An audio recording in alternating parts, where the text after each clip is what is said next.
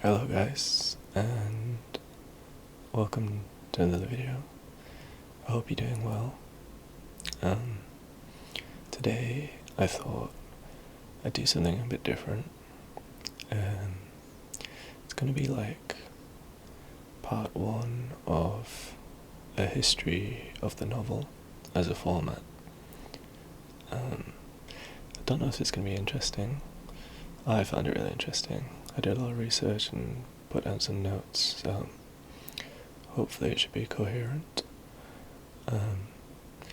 So it should be a win-win, because you'll either be interested and watch the video, or you'll be bored and fall asleep. So either way, I think we both win. I'm like a little bit offset because I want to put some pictures to my side, just to keep it a bit more interesting. So yeah, it's going to be a history of the novel. It's going to be part one because there's a lot to get through, and I don't know if anyone actually wants to see the series, so I'll start at the beginning. And the first thing we should talk about is definitions. Now just bear with me because it sounds kind of boring, but it's quite important. Meaning, like, when we say the word novel, what do we really mean? And a lot of the definitions you'll find will vary quite considerably. For example, if you just Google the definition, you get one from Oxford Languages, and it says it's a fictitious prose narrative of book length, typically representing character in action with some degree of realism. That's the first one that comes up with Google, and I think it's a bit of a strange definition. First of all, I don't think saying typically representing character in action really means anything. I mean, that's true of like all media. Secondly, the term of book length, I mean, that doesn't really mean anything either, like how long's a book? And then the last bit is that it needs to have a sense of realism. I just disagree with this point. We're going to talk about it later, but I mean, I don't think a novel needs to have any elements of realism. But this definition gets to certain parameters that we should consider. For example, an emphasis on prose, a narrative story, and it specifies a certain length. And then I looked up another definition. We got one from the Cambridge Dictionary. It says it's a long printed story about imaginary characters and events. This one's a little better, but it's quite vague. Here again we have an emphasis on length, quite an arbitrary one, and we have an assertion that it needs to be printed. I didn't really consider this at first, but it makes sense, because if you had, for example, a novel-length text written in stone, would you consider that a novel, or would you say it was like an inscription? So I think being printed here actually has some merit, but really it's just they copied because there were novels before the printing press. Anyway, I think the best definition I've found is actually the one that's on the first line of the Wikipedia article for a novel, and it says, a novel is an extended work of narrative fiction, usually written in prose and published as a book.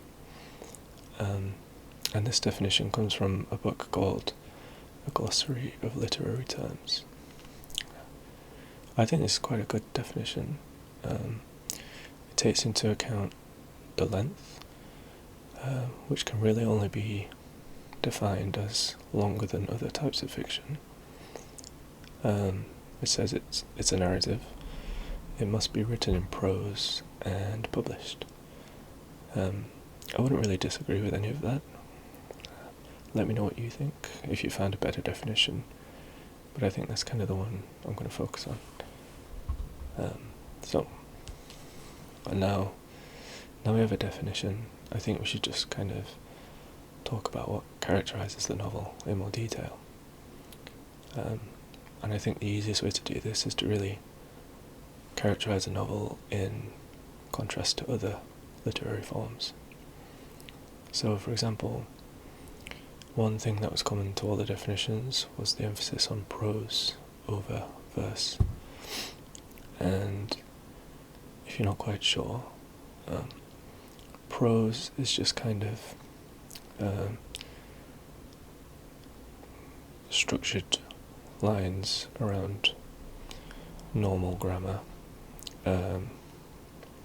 with no rhythmic or rhyming structure, basically. A verse, which is what poetry is written in, is defined by its rhythmic or its rhythmic quality and its lack of complete grammar. So with this definition, I think this is the most solid distinction we can make between novel and not novel, because we can discount most early literary traditions because they were written in verse. The ancestors of the early novel may look and feel in many ways like novels, but if we're written in verse, for now we can discount them. So examples of this would be 12th century Arthurian romances like Chrétien de Troyes, I think that's how you say it, and the 14th century Canterbury Tales, because although these have the form of a novel, they are written in verse, and I think that is a good distinction to make. And then, if we talk about length, we can't really point to a specific word count, but I think in commonplace usage, a novel is longer than a novella, and a novella is longer than a short story. People will disagree about the lengths of each of these, but it's a useful distinction, however arbitrary it might be. But this hasn't always been the case. It used to be in medieval times that a novel was considered shorter than a epic, which is a distinction we might get onto later.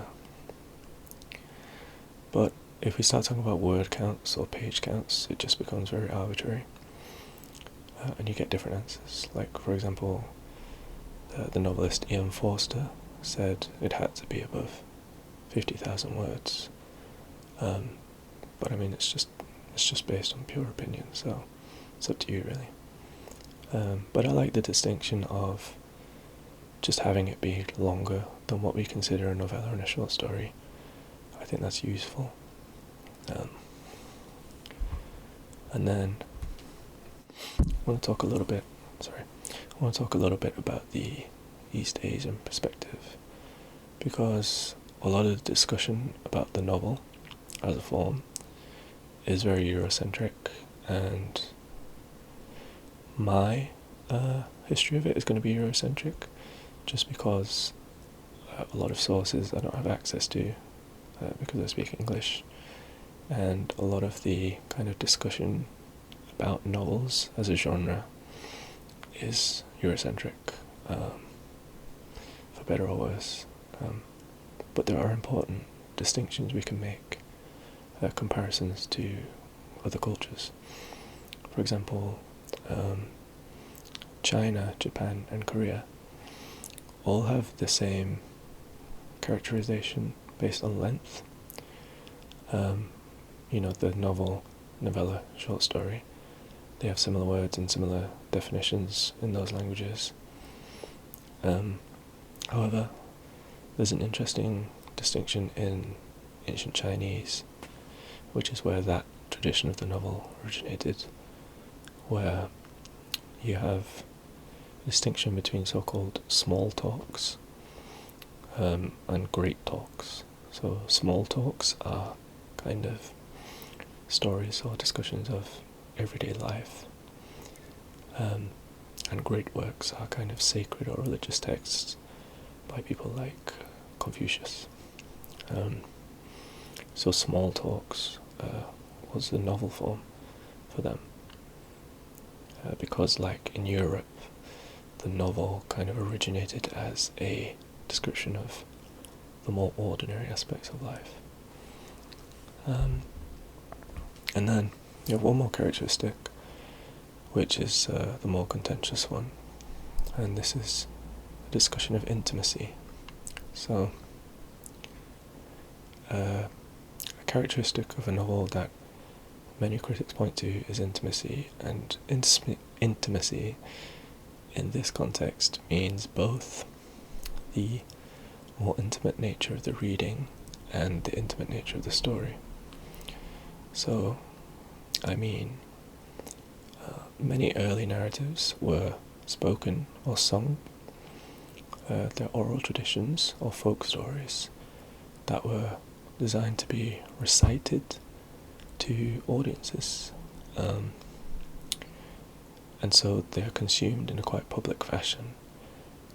And also, these early stories kind of focus on action, on deeds of heroes and gods, and the novel emerged as more intimate form by being both intimate in its consumption, meaning you're usually reading alone in silence, right? And also the novel developed as a character study, as a more introspective and psychological form of literature that dealt with, the internal emotions and conflicts of characters, as opposed to, battling big gods with giant swords. But, I mean, we have fantasy now, so best of both worlds. Okay, so now we've got that all out of the way, hope you're bearing with me, we can actually talk about what the first novel might be. And this is really controversial. Controversial, I mean, this is a pretty academic and meaningless discussion, but I find it interesting at least. It's not going to have wide-ranging effects on the world, but it's quite a fun debate. So what we actually consider the first novel relies quite heavily on our definitions, as we just discussed. And there are a number of terms that blur the boundaries and describe more historical context than actual genre. For example, we have terms like romance, saga, tale, legend, myth. So these can all be novels and can all not be novels. And often what we describe as a novel just depends on what category we're assigning to that specific story. And for example, a legend can be in a novel form, a myth could be in a novel form, but it also could be separate and have separate characteristics.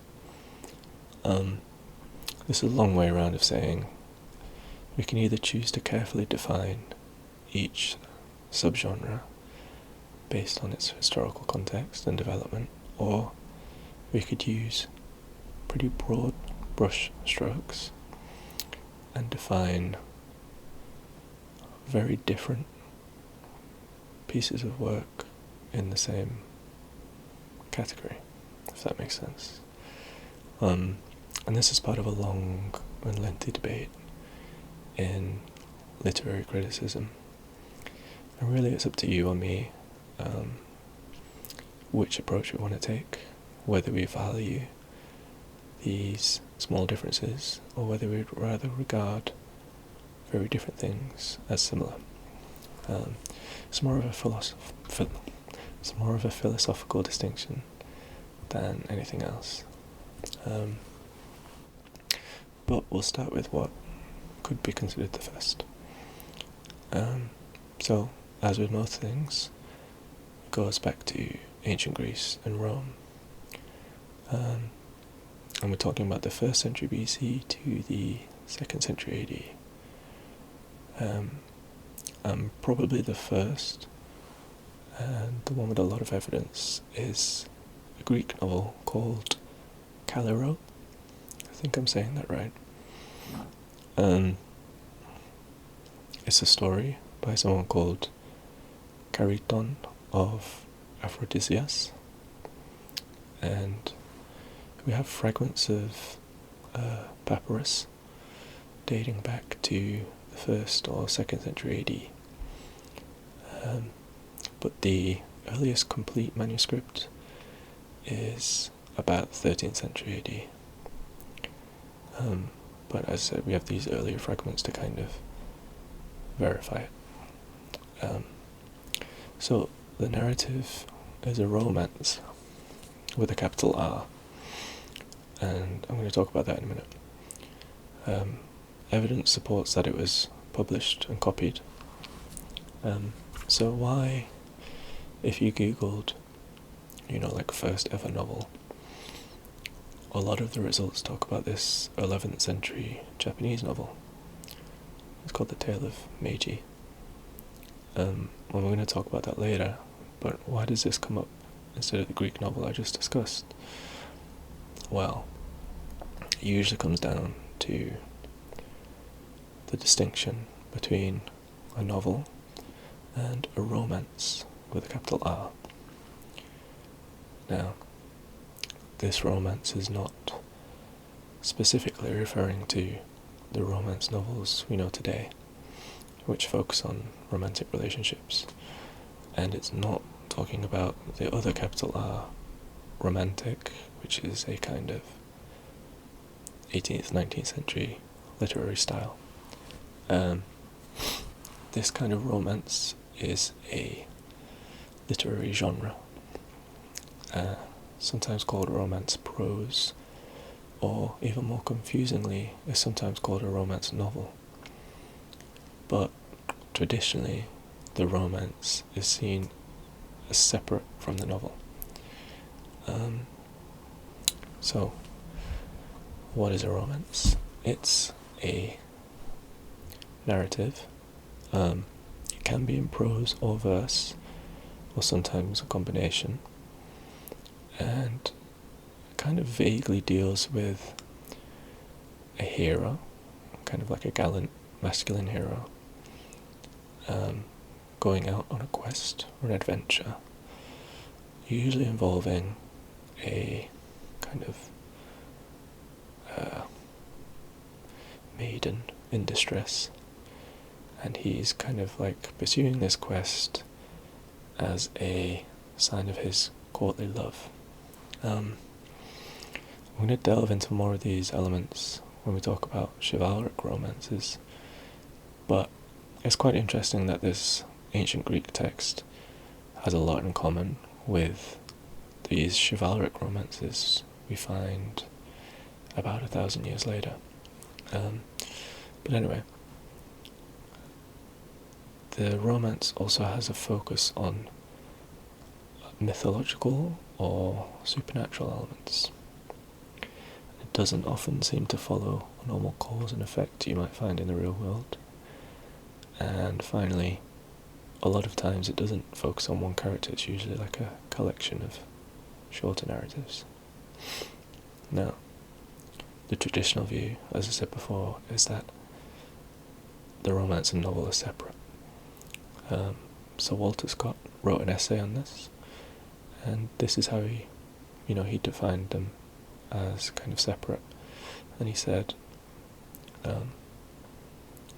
novels have to reflect society and real conditions, and that the realism is what makes a novel a novel. Now, personally, I disagree with this, and there's been a move in modern scholarship to move away from this, move away from this sharp distinction between the two forms. The distinction was really a product of these 17th and 18th century novelists who were trying to separate themselves and their fiction as quote-unquote real or serious, because up until that time you had a lot of these chivalric romances which were seen as kind of not silly, but I can't think of the right word, but it's kind of unserious, right? It's like this gallant hero rescuing his maiden, fighting dragons, stuff like that. And the early modern European novelists kind of wanted to establish themselves as a serious art form. And so by contrasting themselves to romances and kind of siloing themselves off from that, they were legitimizing themselves. So I think this distinction is really a product of the time. It's a historical distinction. Because, obviously, a lot of modern novels aren't based on realism, and they don't try to be. We have that entire genre of fantasy, and there are fantastical elements in a lot of literary fiction today. And postmodern novels have kind of done away with traditional narrative structures of the novel. Like an emphasis on a main character or a linear plot. And so I think what we're seeing is kind of the old becoming new again, as it always does. And you have kind of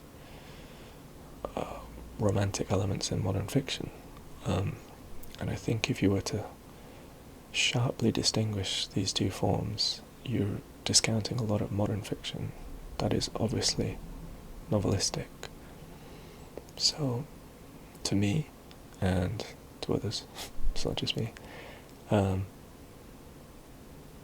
this isn't a useful distinction, and it's a distinction based on history more than anything.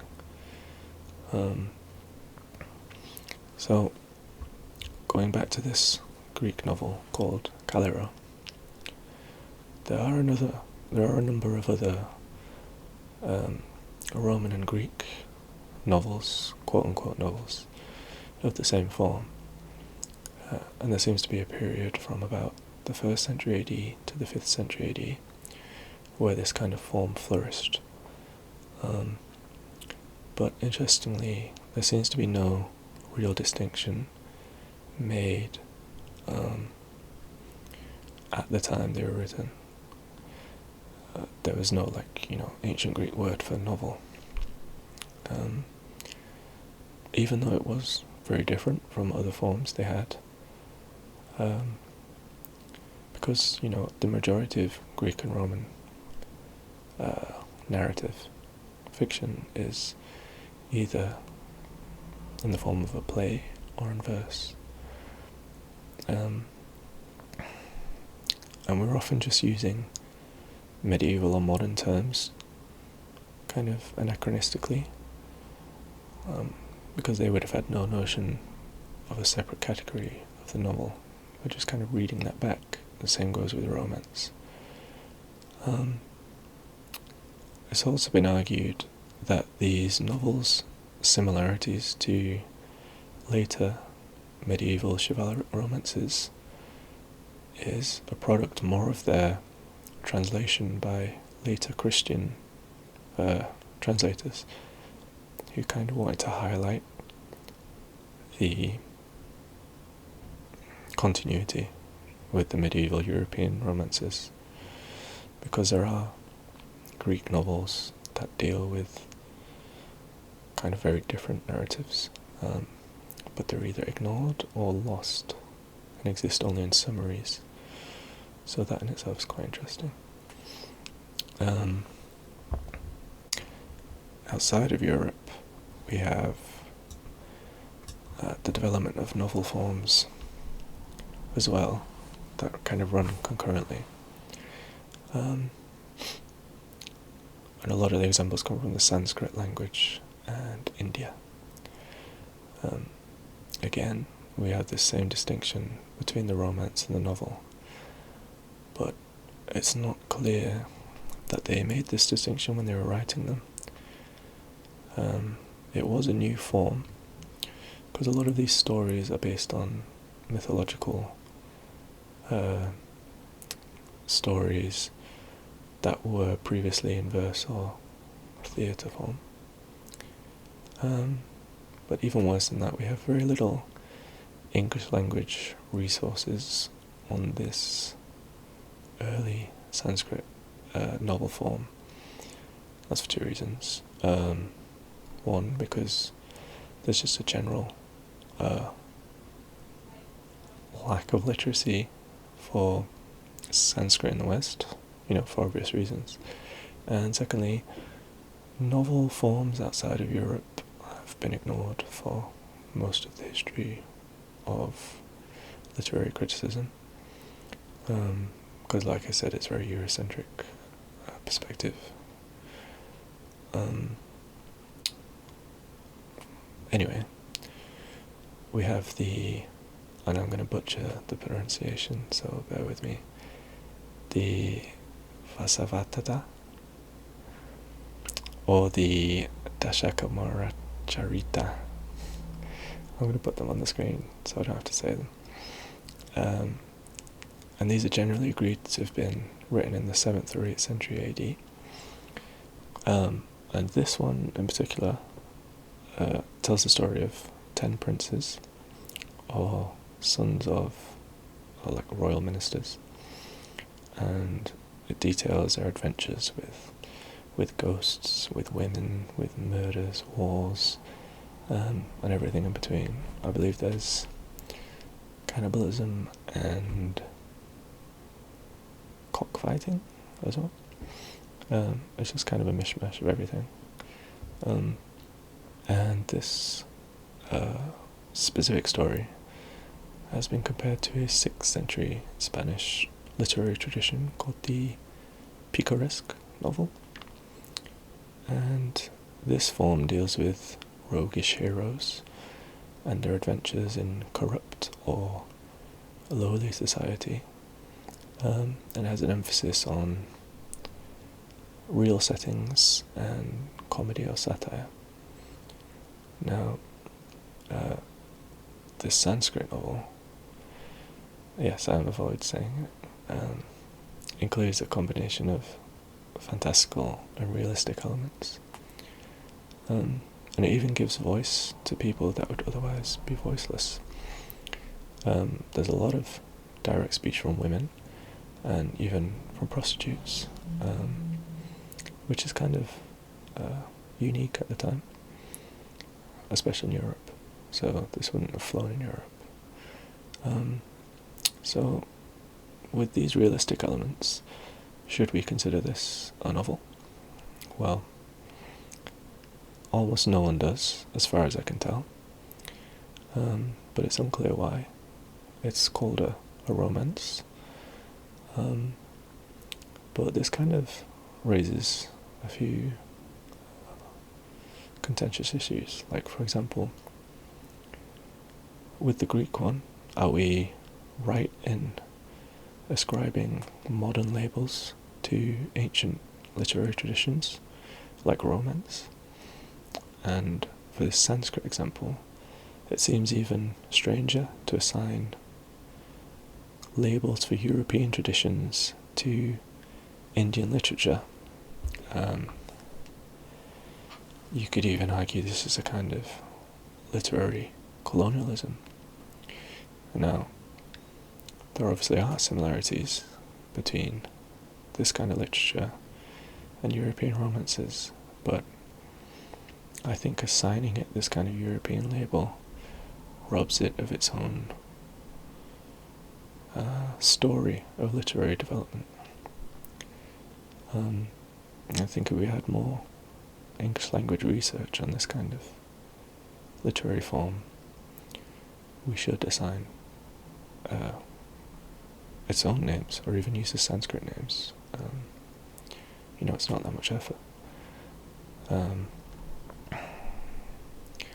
Anyway, the one analysis I could find in English says it's not a novel because it doesn't feature significant character development. And I found this was interesting because character development isn't really something I'd found in the definitions, but it is something that people talk about a lot when they talk about novels. I think it has some merit, but I also think a lot of modern literature, a lot of modern novels, like mystery and crime novels, or like the Jack Reacher series, for example, there's little to no character development